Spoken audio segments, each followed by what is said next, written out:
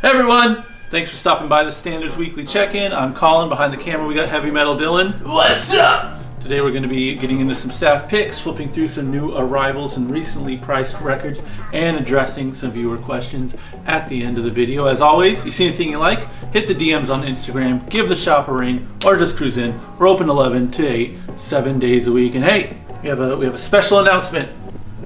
Dylan, you ready for this? Yeah. We have a podcast. Me and the guy behind the camera and the person editing this here right now, and another fella who's not been on camera yet. We're doing a movie podcast. So if you like our chit chat that we do here, we have 3 episodes up.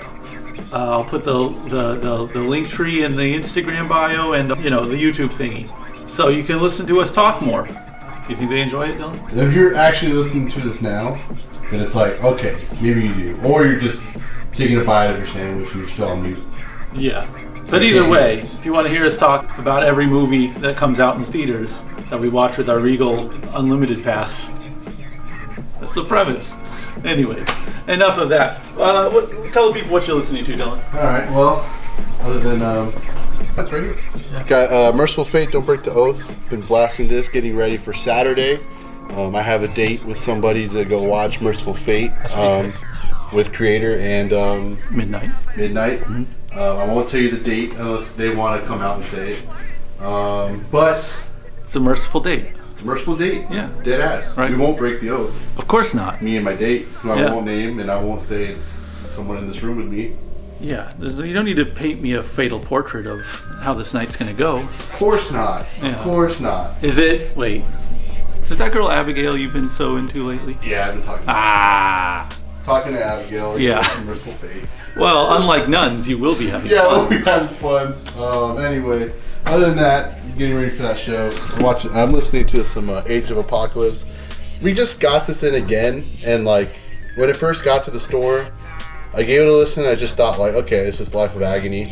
Put it back, re-listened to it again, and was like, okay, it's like Life of Agony, but that's it. Just good. I liked it. They have those singing vocals? Yeah, it's a lot Okay. like how Life of Agony sings. All right. Yeah, so it's just, I don't know, it's just cool, like heavy riffs with some singing over it. I'm glad you're excited. I however, am going the oldest of man routes, but I thoroughly enjoyed both of these. This is a classic.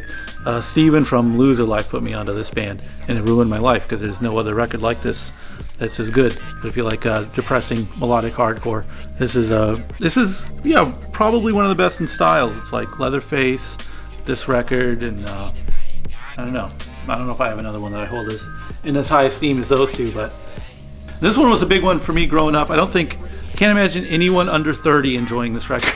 Very melodic California hardcore, little bit of Youth Crew, a little bit of like kind of classic 80s sounds. I was texting a friend of mine about it, reminiscing, and he was like, it's like a Youth of Today meets Rancid. So mean. I was like, yeah, maybe like an Edgecore Avail. I don't know. Either way, if you're over 30, you might enjoy this Redemption '87 record. I found it held up. Let's flip through some records. All right. Gonna bang out some questions while we flip through some records. Yeah. Yeah, sure. All right. D Void leading. What are some of the best Halloween costumes and what are the worst? A timely question. You a costume man? I used to as a kid, obviously. Yeah. At some point, I just started just wearing clothes that I had and just being like, yeah, I'm this guy. Yeah. Like last year, I was just like Andrew WK, but all I did was just put on white pants and Right. a shirt. But then I would just add something stupid like a Freddy claw. And I'm Andrew WK as Freddy. And that's just me. And like no one gets it, obviously. But Well, to go back to the question, then that is the best and the worst costumes at once. That's both of them. so I wasn't doing anything. It was like a weekday. My best costume was when I was a Ghostbuster as a child. Oh, that's a good one. My mom made me the outfit, and I got the little proton pack because you That's could just nice. buy it at Toys R Us. That was my best. The worst in general, anything like store bought, I just don't like the ones that are like ready-made costumes. You don't like if someone dresses like a Pikachu or something? No, I don't. Like a little child, a 4-year-old is dressed like a Pikachu? Every child costume is fine. I'm not ever. Oh, you gonna mean like cast- adults? Yes. Oh, okay. I was Yeah. like, don't be a dick. Like, what is that 5-year-old gonna No, do? every child costume is the best costume. Every adult costume is the worst costume. It's just lazy shit, you know. But yeah, I've come to terms with being costumeless at this point. I feel like my attitude about costumes is my same attitude about moshing. Yeah. I just don't do it. Well, I get it. Just feel a little too self-conscious, too self-aware. I'm like, you know what? If I'm feeling this way, then I'm not going to be able to be myself and be comfortable. So I guess you're not dressing up? No, you still got some in you? So I'll be at work. Yes. Halloween day. And my favorite TikTok of the year is these like 4 dudes at a park barbecuing, and they're just like playing Sepultura. The guy that he's recording is some dude in a rigor mortis shirt. Yeah. And so I'm just gonna be that guy for Halloween and just play thrash metal all day at work. All right, take it back. That's now the best costume. Yeah, exactly. Tuck in the shirt into the faded blue jeans, fanny pack. Yeah, so it's just gonna be Sepultura and destruction all day. Viewer questions. This is the part of the vid where we answer the questions left in the YouTube comment section from last week's video. Leading off, Swift is hitting us. I say us in quotes. This is just a question for Dylan. Favorite anime soundtrack? Swift is giving it up to Samurai Champloo. What do you got, Dylan?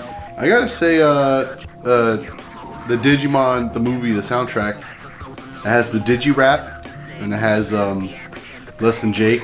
All My Friends Are Metalheads. This fool is too cool to admit his... I don't have a soundtrack. You don't none of the Ghiblis? Oh, I guess you could. I know you're deep in. Yeah, those are different though. I don't know. I thought in my head it's like, I gotta say Baki, the guitar riffs, the season 4 My Hero outro.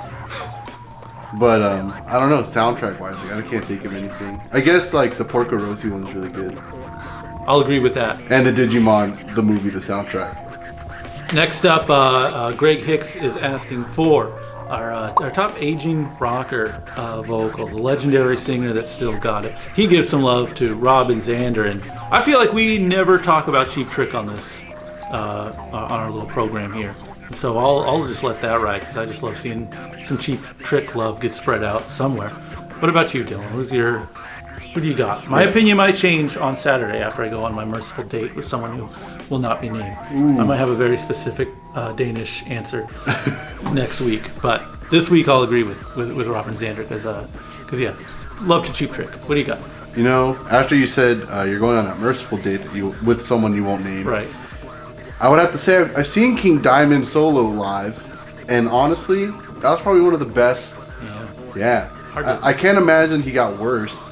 But I don't know how much can like 5 years do. Yeah. I don't know. I'd like to know where Elton's at these days. Elton John. Yeah. He's I think he has a voice that could age well, but I'm sure. I'm not giving my enough love to him. Can I guess your answer?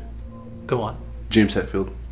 He does have it still, yeah. And he's sober, and he hates pornography. So that's true. The lack of porn in his life. Mm-hmm. He did a documentary, an anti-porn documentary, which I think is funny to bring up all the time. It's like Daniel Sant hitting us with the burning question: top 5 definitive straight edge records. Definitive is tough because that's I feel like then it's like you can't really call it your favorites. We're gonna go one for one. Oh God! Okay, yeah, go ahead. Records? Yeah. Okay. So till we get to 5. Okay. I guess if we're going definitive. Mm-hmm. SSD control, kids will have a say. We can put our powers together and get to 10. How about that?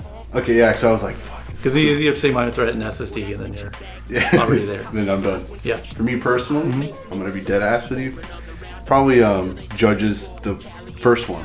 Oh, New York Crew? Yeah. Okay. As much as I love Bringing It Down, like New York Crew is more like edge. I love the story behind it. It's just like an absolute outlet.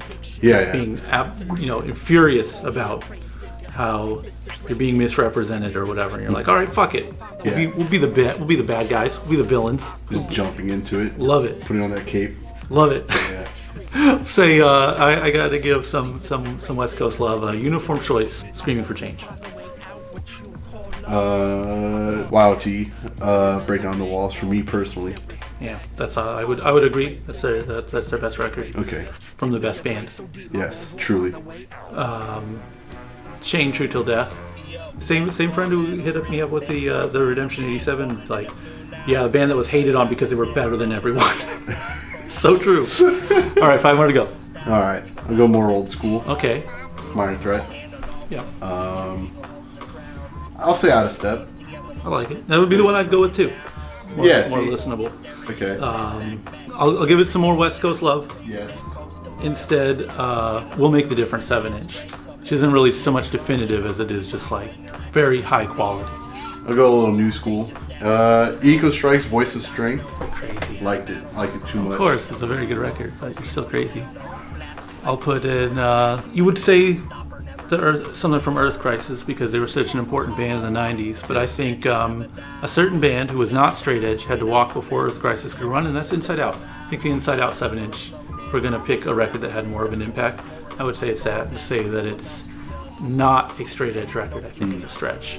But just you can't really peg it like that. I could see someone taking umbrage with it, but as far as reach and importance, I'm going to give it to that. You know what? After much consideration, Yes. I'll retract my Eco Strike.